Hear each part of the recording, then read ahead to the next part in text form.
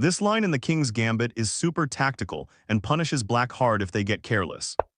We begin with a bold King's Gambit, offering the f-pawn to rip open the position and dominate with quick development. Black accepts, and we bring out our knight to pressure the center and prep castling. Black tries to hold on with a g-pawn push, and we strike with a pawn to h4, challenging their pawn chain. They push again to g4, kicking our knight, and we jump it to the center, increasing pressure. Black plays knight to f6. Now we develop our bishop aggressively to target f7, and black challenges our center with a pawn. We immediately open things up by capturing in the center, and after they play bishop d6, we push another pawn to solidify our structure and threaten further expansion. Their knight jumps to the edge, threatening to bring more pressure, but we castle calmly, getting our king to safety and preparing for tactics. Then they greedily grab the h-pawn with their queen, and now the fireworks begin. We capture on f4 with our bishop. Black pushes pawn to g3. Now we just sacrifice the bishop and take on g3. When they recapture, we bring in our knight with tempo, preparing a checkmate. Black makes a losing mistake and plays knight to e7 check, and now we go in for the kill, taking on e7 with check. Black panics and tries to run away with the king. We follow up with queen e6, and it's checkmate on move 14. This is how you dominate with the King's Gambit: fast initiative, tactical chaos, and punishing every passive move. Now let's see a real game where I managed to win a 2100 rated opponent. White sacrifices the f-pawn for rapid development and initiative. But this time, black checks right away with the queen. That forces our king to step forward early, risky, but it gives us quick piece activity. We open with the fiery King's Gambit.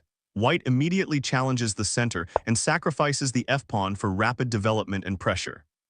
Black accepts and we play bishop to c4.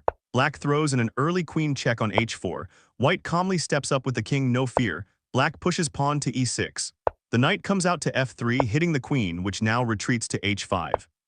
White builds up the center with a d-pawn push, and black responds with a pawn storm on the king side.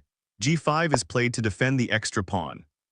Now comes more development: knight to c3, bishop to g7, and white's second knight jumps in aggressively to d5, aiming at key central squares. Black panics slightly and plays king to d8, an unusual choice. Now white throws the h-pawn up the board to open the king side. Black pushes g4 to gain space, but this gives white the green light to reposition the knight forward to g5, threatening f7 and opening tactical shots. Black tries to break through with f3, attempting to rip open lines, but white jumps in with a knight to f4, looking to sack and overwhelm the king. Black captures, hopping to break white's kingside, but the king calmly recaptures on g2. Then comes a queen sortie by black to h6. Now white unleashes a beautiful tactic. Knight captures on f7 with check, king moves to e8, then we grab the queen on h6, black captures our knight on h6. White plays knight to d5 next, forking and applying pressure on e7 and c7. Black tries to consolidate by moving the king, but it's already too late. White develops the dark square bishop to g5, offers a trade, and black accepts. White instantly recaptures with the h-pawn, opening the h-file for future ideas. Black develops knight to c6.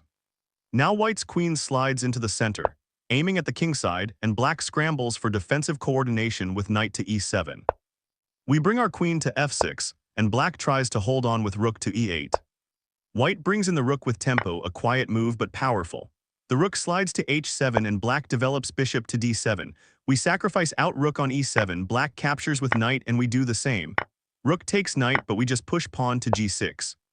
Black plays c6 to support the center, but white simply pushes g7, and now a threat hangs over the board. Black plays bishop to d6.